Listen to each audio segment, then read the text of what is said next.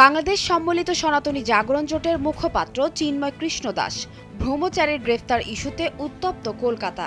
সেই উত্তাল পরিস্থিতিতে কলকাতায় বাংলাদেশের ডেপুটি হাই কমিশনের সামনে সহিংস বিক্ষোভে বাংলাদেশের অন্তর্বর্তী সরকারের প্রধান উপদেষ্টা ডক্টর মোহাম্মদ ইউনূসের কুশপুতুল জ্বালানো হয়। পুরানো হলো বাংলাদেশের পতাকা, যা নিয়ে ফের নতুন করে আলোচনায় চিন্ময় কৃষ্ণ দাসের গ্রেফতার ইস্যু। বাংলাদেশের জাতীয় পতাকা ও প্রধান উপদেষ্টার কুশপুত্তলিকা পোড়ানোর ঘটনায় নিন্দা জানিয়েছে বাংলাদেশ।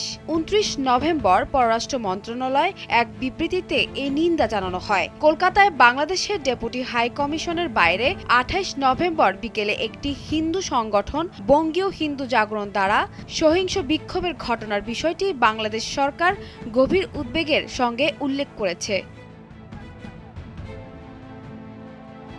সে সময় বিক্ষোভকারীদের একটি বড় দল আয়োজিত সমাবেশ ও বিক্ষোভ থেকে সহিংস হয়ে ওঠে। বিক্ষোভকারীরা পুলিশ ব্যারিকেড ভেঙে বাংলাদেশ ডেপুটি হাই কমিশনের সীমানায় পৌঁছায়। তারা বাংলাদেশের জাতীয় পতাকায় আগুন দেয় এবং বাংলাদেশ সরকারের প্রধান উপদেষ্টা কুশপুত্তলিকা দাহ করে। পরিস্থিতি বর্তমানে নিয়ন্ত্রণে আছে বলে মনে হলেও ডেপুটি হাই কমিশনের সব সদস্যের মধ্যে নিরাপত্তাহীনতা বিরাজ করছে।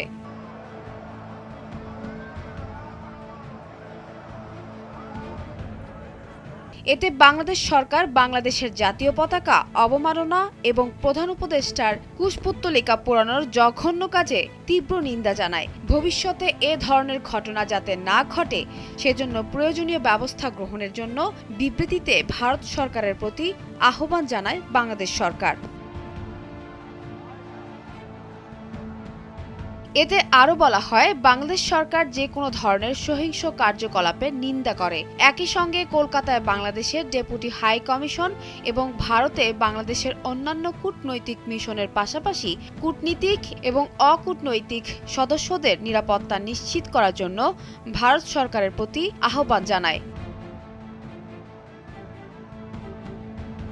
২৯ নভেম্বর ভারতের পররাষ্ট্র মন্ত্রণালয়ের সাপ্তাহিক ব্রিফিংয়েও স্থান পায় বাংলাদেশ প্রসঙ্গ। মন্ত্রণালয়ের মুখপাত্র রণধীর জয়সওয়াল বলেন, হিন্দু এবং অন্যান্য সংখ্যালঘুরা যে হুমকির মধ্যে পড়েছেন এবং তাদের লক্ষ্য করে হামলা চালানো হচ্ছে, সেই বিষয়টি বাংলাদেশ সরকারের কাছে ভারত বারবার উত্থাপন করেছে। এ ব্যাপারে আমাদের অবস্থান খুব স্পষ্ট। বাংলাদেশের অন্তর্বর্তী সরকারকে অবশ্যই সব সংখ্যালঘুর নিরাপত্তার দায়িত্ব নিতে হবে।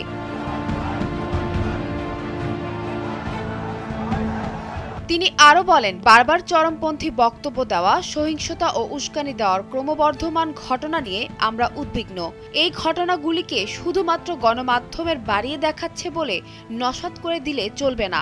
আমরা আবারও বাংলাদেশ সরকারের উদ্দেশ্যে আবেদন জানাতে চাই যে সংখ্যালঘুদের নিরাপত্তা দিতে সব ধরনের পদক্ষেপ নিক তারা। সঞ্জনা তাবাসসুম, ভোরের কাগজ।